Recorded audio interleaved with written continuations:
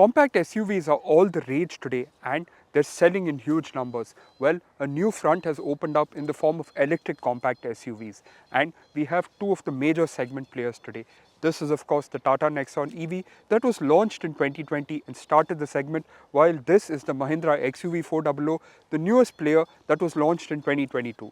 These are the most updated avatars of the car today, and we're going to check them out and tell you what they're like against each other. Today in this video, we're going to pit the cars against each other in terms of drivability, features, interior space, practicality, etc. etc. So what are we waiting for? Let's find out.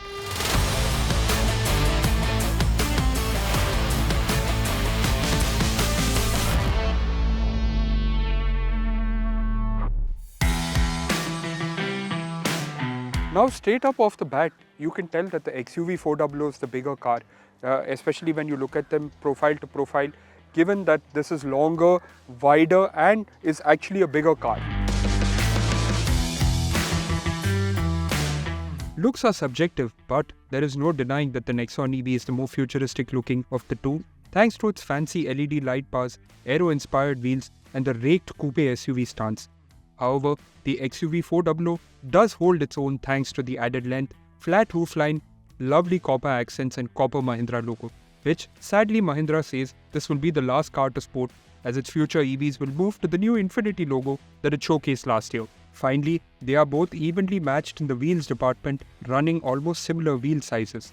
However, the XUV400 gets rear disc brakes that are an added brag and more customizable element if you are into that kind of thing, but do add to the driving experience, which we shall address later in the video. Here are the complete exterior dimensions of both cars.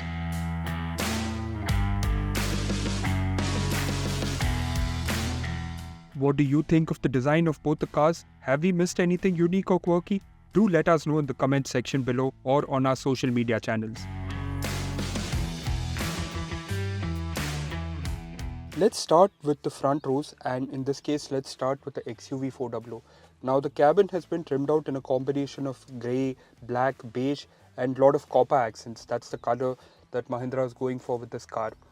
It was the color that they had announced. Unfortunately, this will be the last car with copper accents and copper on the outside, because Mahindra is discontinuing that for its new Infinity logo and blue color once its new range of BEVs are launched. Now coming back to this, some of the things that you'll notice is that Mahindra, in a bid to up the premium factor of the cabin, and one that was really needed, has added a lot of gloss black plastic. Now the magic of gloss black plastic is that it makes everything look very premium, but on the flip side, gloss black plastic, you can see it in a lot of places. It's here on the center console, it's here on the doors. Is that in a country like India, and combined especially with beige color, is a dust and fingerprint magnet, and that's just something you'll have to contend with. Now in terms of space, you don't have issue of shoulder room, you don't have issue of headroom. You got a really wide glass area, you can see around the pillars without any issue. The sunroof is electrically operated, but you get like a cloth cover, which is not a bad thing. I mean, it's just one more step that you got to work on. And with the sunroof, it adds a really nice airy feeling to the cabin. Now the seats themselves have a nice bolstering, but the seat base is quite small, and because there's a battery pack underneath, you're sitting kind of high. The small seat base means you get very little under thigh support, and that is an issue even with the Nexon, but it's quite evident here. Now one of the things that we liked is these new dual digital displays. This was something that was lacking in the old car and now brings it up to segment standard. This is of course a 10.25 inch unit for the infotainment system, and this is also a 10.25 inch unit for the instrument cluster. Now the infotainment system, pretty easy to use, the UI very straightforward. There are physical buttons to get you to where you would need to go, and among the two, this is the only one that gives you driver information. Now generally as a habit, you are either camp Android or cab Apple CarPlay, and most people would just connect their smart devices and switch to phone mirroring. It wasn't working for us, and that's something we'll clarify with Mahindra, that if it's only an issue with our vehicle, and we'll issue that clarification later. The instrument cluster is quite nice, and it's a big step up from the manual one of the pre-updated model. It's not as detailed as what you get on the Nexon EV, but still quite nice to use. There are a lot of buttons on the steering wheel to interact with it, and it does provide you information quite comprehensively for whatever you need to get done. From the front row of the XUV400, we now move to the front row of this Tata Nexon EV. If you compare both the cars, the layout is roughly the same. You get dual digital displays, a large center console, the aircon, all placed in a similar manner. But where that car, it was a kind of stretched out layout, here it's more of a stacked layout. You see different levels of elements. Here too, it's black with gloss black and beige seats, but it's a much simpler layout with far lesser buttons. Now, lesser buttons always doesn't translate to an intuitive experience, but if you're someone that's used to that kind of experience, then this one works well. There's no buttons for the touchscreen, and the ones on the center console are not physical buttons as such. They are actually like spots where you touch, and when we saw this in concept form, we assumed that they were going to be haptic sensitive buttons, but that's not the case. Now these buttons are intuitive, and eventually you'll get used to them, but the problem is there are too many of them clustered together, which means that initially you are going to have an issue. And of course the other thing is that it's got a gloss black surface, which means that it's going to become a fingerprint and dust magnet very soon. Now moving on to the seats, and the seats again, even with the XUV400 and this car, the seat base is small. In this case, it doesn't hold you in properly, and the under thigh support is less too. However, in this top of the line empowered long range variant, you get ventilated front seats, which is a boon in a country like India. The seat bolstering is pretty decent, it holds you in place. Now, in terms of visibility, the front windscreen is pretty huge. You have no issue seeing around the corner. The sunroof adds a nice touch of brightness. Again, like the XUV400, the roof cover is manually operated, but the glass pane is electrically operated. Now, the rear visibility in the XUV400 was actually pretty good. Here, because of the curved roofline, which looks really nice outside and gives that kind of coupe SUV appearance, it hinders some of your rear visibility, especially when you need to look back. And it does affect some of the rear headroom. One of the things that Tata has done for this car that kind of overcomes that, especially again in this top of the line empowered long range variant, is it's given 360-degree camera. Now the 360-degree camera, very effective, that it gives you blind spot monitor, it shows you front and rear view, and of course the main boon of a 360-degree camera that kind of goes unnoticed but is actually a big advantage is that it allows you to see the front of the car, which means that if you're parking up to a road, then you get to go that much closer because you can see where you're going. Now let's move on to the screens. This is of course a 10.25-inch unit running Tata's latest UI, and the UI is a big step up from the previous one that was there with the older car. The older car had a freestanding unit, and it was a 7-inch unit for a long time, running a much older UI that was pretty much the same since the car was launched quite a few years ago. The UI is easy to use, large fonts, and scrolling through is easy. It's got a lot of features, including a game that you can play, and we expect that more games will be offered in the future if that's a popular option. Now, wired Android Auto worked for us. Tata says there is wireless Apple CarPlay and Android Auto, but it didn't seem to work for us, and maybe it could be just an issue with the test unit that we're driving. We will speak to Tata and issue a clarification on the same. Now, cluster to cluster, XUV400 to the Tata Nexon wins hands down. The cluster is slightly smaller, and that may be more of perception because bezel around the cluster is a bit tighter. But this cluster, while offering a much simpler design, shows far more information, is far more colorful, and far more interactive. Now, the last thing that we'd like to point out in front is something that Tata has added to this car, which is your illuminated Tata logo, and that adds a really nice touch in terms of premium feel. We're here in the second row of the Mahindra XUV400, and there's quite a bit to check out here. First things first, there's more than enough space for two occupants to sit comfortably. Third one will be a bit of a struggle. One you can notice because the material in the middle is different actually, and then now you have your AC vents and USB-C charging port and 12-volt socket, which means that their leg room is reduced further. But two people, not really an issue. Headroom, not an issue. Shoulder room, not an issue. Again, because there's a battery pack underneath, this being an EV, the floor is high, which means under thigh support again is lacking. But I'm on the larger side, probably for someone of average height, this won't be that much of an issue. Now, features here include, like what we said, AC vents, USB-C charging port, 12-volt socket, proper door pockets as compared to the one that's available on the Nexon EV. And you don't get seat back pockets, but you do get these, what can I call them, string like things that are there in the back for you to suspend items so that they don't fall off. The seats split fold 60-40 to give you quite a bit of additional boot space, and you get a center armrest with 2 cup holders. They're a bit shallow, but it's cup holders nonetheless. You get 3 headrests, and you get 3-point seat belts for all 3 occupants, and you get ISOFIX child seat mounting points. Now that we have checked out the interiors, here are some numbers to give you a real idea of what the space is like inside both cars. We have looked at the first row, second row, and of course the boot space as well.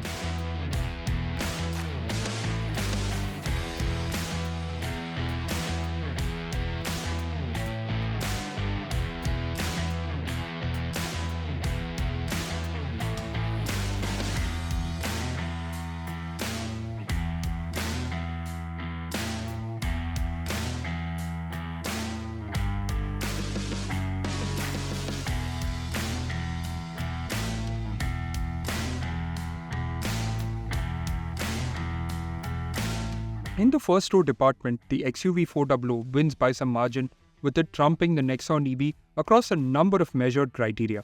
In fact, the Nexon is only ahead in terms of seat base and is tied with the XUV400 in terms of width of the sunroof glass. However, if you look at the actual numbers up close, the Nexon is not very far away from the XUV400 in terms of reality and will feel just as spacious despite the former being the larger car.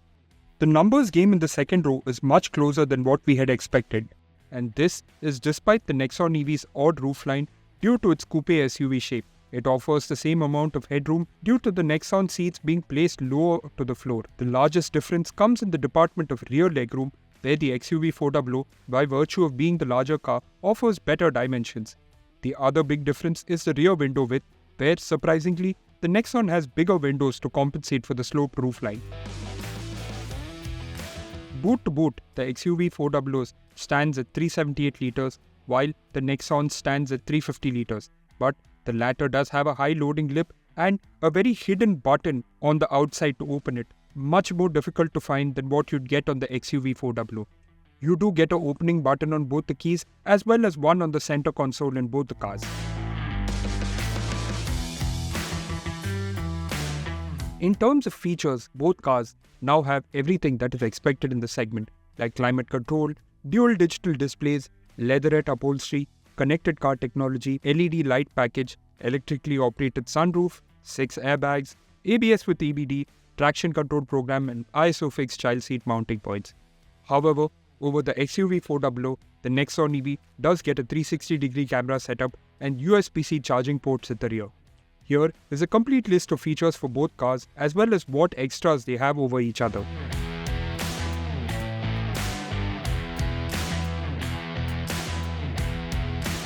In the performance department, the XUV400 had the clear upper hand thanks to an additional 105 Nm of torque. We put both the cars in their full power fearless and sport mode respectively and then put pedal to the metal.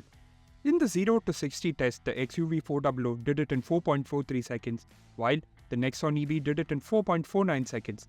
A huge difference in favor of the Nexon EV was seen in the 40 to 100 roll-on test, where the XUV did it in 6.62 seconds, while the Nexon EV did it in 6.4 seconds. The all-important 0 to 100 test was the closest, with the XUV at 8.67 seconds and the Nexon at 8.77 seconds. In the fast and city modes for the XUV and Nexon respectively, it seems Mahindra doesn't restrict much in terms of torque, because up until the 80 kmph or so, it is just as fast.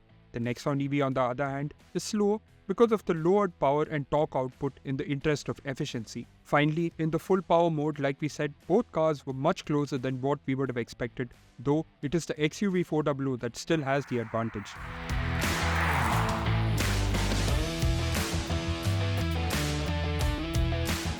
Let's move on to the most important question. What's the range? Kitna deti hai? What does a full charge get me in the real world? Etc. etc.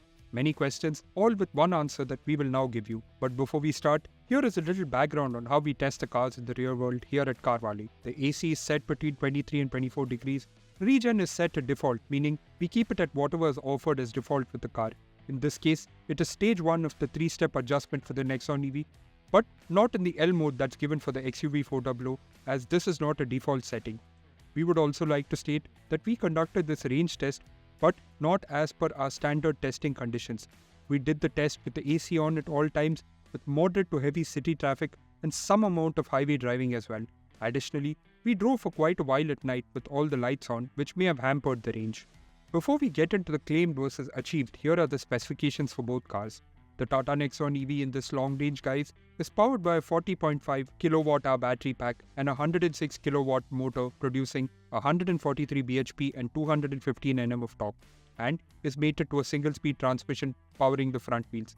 You get 3 driving modes and 3 stages of regenerative braking. You get 3 charging options. The most basic one is a 3.3 kWh AC charger that can give you a 100% charge in 10.5 hours. A 7.2 kWh charger that can do the job in 4.3 hours, and when plugged into a 50 kW DC fast charger, it can go from 10 to 100% in 56 minutes. The Mahindra XUV400 in this EL Pro, guys, is powered by 39.5 kWh battery pack and mated to a 110 kW motor producing 148 bhp and 310 Nm of torque, and is mated to a single-speed transmission powering the front wheels. You get 3 driving modes and an L mode for added regen effect. You get 3 charging options. The most basic one is a 3.3 kWh AC charger that can give you a 100% charge in 13.5 hours. You also get a 7.2 kWh charger that can do the job in 6.5 hours. And finally, when you plug the car into a 50 kWh DC fast charger, it can go from 10 to 100% in 50 minutes.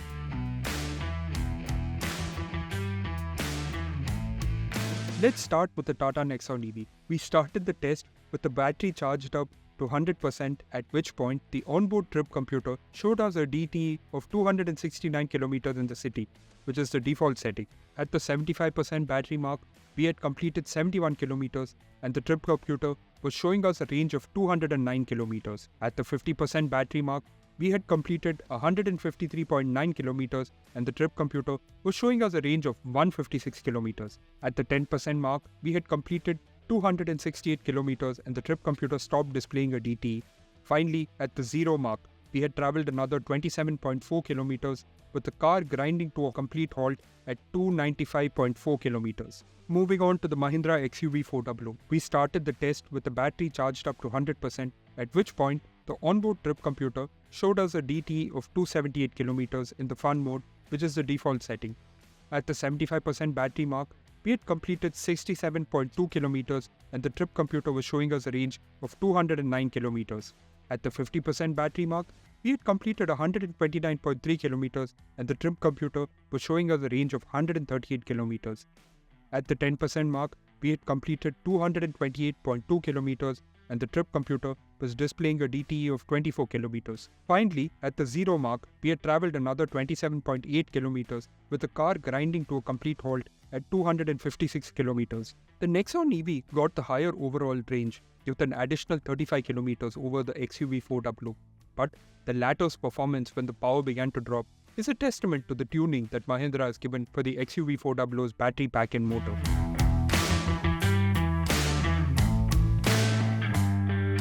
As a car to drive, the XUV400 is kind of unique in its own way. Well, for one and for starters, it has 310 Nm going through the front wheels, which is a lot of torque. And I remember when Mahindra had launched this car in the latter half of 2022, it came without a traction control program. And I remember they had taken all of their media to their test track outside Chennai, and people are just smoking up tires everywhere because it is that addictive. All you have to do is just put it into fearless mode, put pedal to the metal, and you would hear the tires squealing, like literally struggling for grip, smoking and getting off the line. Now they have added a traction control program, and the program is effective up to a certain extent, but if you put it into fearless and you mash the throttle, you can still feel the wheels struggle for grip. And to a certain extent, that's not a bad thing at all. EVs are all about instant acceleration, and this one just does that. And that is one of its USPs, right? It's fast. Mahindra claims 0 to 100 time of 8.3 seconds. That's fast by any standard, if you ask me. Now, moving on to other things. Firstly, let's look at steering. Now, surprisingly, for a car with so much torque and so much potential, and I would use the term brute force, the steering is lifeless. It's very light, overly assisted, which means that when you drive it in the city at city speed, right, which is mostly where people will be driving it, it does the job well. It requires more than 3 turns to go lock to lock. Not the most dynamic unit, but it does the job for its purpose. The other thing, of course, is ride quality, right? The Of the two, this is the softer one, right? You can feel it bounce a little more as you go over the bumps, as you go over the potholes. I mean, it's not bad, right? It still keeps you insulated and doesn't send much back into the cabin. But again, it doesn't match the uh, brute power that the powertrain offers in terms of driving experience. It'll do the job, you'll have fun with it, everything. And if you want to go dynamically, you'll eventually find a way to get it done. But uh, of the two, that one is the more what do I call it? Yeah, more tempered one, and one with better direction changing ability. This one will keep you on your toes, and you got to be on it all the time if you want to tap out the full potential of this vehicle. From the XUV400, we now move to the Tata Nexon EV, and the car that we are driving is a fully loaded long-range version. Long-range meaning you get a bigger battery. It's the same output with the same electric motor, but you get a larger battery for more range. Now, as a car to drive, the Nexon EV is a lot more tempered in its response. It too gets 3 driving modes. In this case, they're called City, Eco, and Sport. Sport being the most ferocious, but you get a higher degree of intervention, as in you can control more of the driving experience in the Tata Nexon EV. As one, you get controllable regen via the paddle shifters on the back. This one to reduce the regen, and this one to increase it. Now, at its highest setting, the regen is almost kind of intrusive. I mean, if now I put it in the highest setting and I take my foot off the gas, you can feel the vehicle make an effort to come to a stop. Now, this combined with the what I would call health conscious city mode, where the response of the throttle is the most tempered, is a nice way for you to put charge back in the battery. But if you're driving dynamically, and that's something this car is quite, makes quite good work of, then the having the regen at its highest setting is like having engine braking. It gives you that kind of intervention and that kind of stopping power. I mean, you can't depend on it entirely, but it does give you that kind of intervention. Now, compared to the XUV400 steering, there's a lot more feel in this one. There's a nice weight to it when you're going quickly, nice turn-ins, and the response is much faster. It requires lesser turns to go lock to lock, which means that when you're driving dynamically, the steering is a lot more responsive, and this combined with the regen makes for a really nice driving experience. The other place where the Nexon EV shines over the XUV400, but only in like one aspect, is that the ride is on the firmer side, which means that in terms of handling, this is better because it's a lot more confidence inspiring. The ride is not that firm that it starts to hit you, or you can feel so much in the cabin, but as a city car, it does work well, and gives you a lot more of an involved driving experience. Now, I remember when this car was launched in 2020 and we drove it for the first time, Tata themselves had said that they had to dial back the acceleration to a certain extent. They didn't dial it back entirely, but had dialed it back so that it would be fun, but would also be controllable, right? And they have tempered it out a little more, but not made it dull in any form. It's still an exciting car to drive. Here, I'll show you. Now, I've got it lined up. I'm putting it in sport mode, and I'm just going to gas it, and there we go. It just takes off like that, right? So it's still not lost any of its charm, but it's still a very good and very fun car to drive. Now, if I had to say this, that this would be the most refined that the Tata Nexon EV has ever been in the almost 4 years that it's been around. And one of the things that Tata has done is put in its new Gen 2 batteries, and that has made a difference in the way the power delivery comes along and really adds to the driving experience.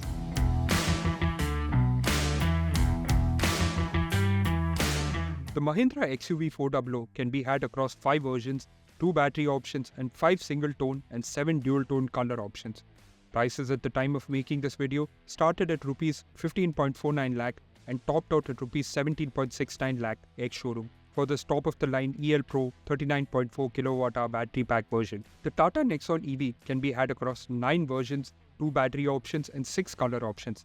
Prices at the time of making this video started at Rs 14.74 lakh and topped out at Rs 19.99 lakh for this top-of-the-line Empowered Plus battery pack version. In terms of warranty, Mahindra is offering a standard 3-year unlimited kilometers warranty for the XUV400, while also offering an 8-year 1.6 lakh kilometer warranty for the battery pack and motor. Tata, on the other hand, has a 8-year or 1.6 lakh kilometer, whichever applies earlier, on the battery pack and motor, while the vehicle warranty is 3 years or 1.25 lakh kilometers.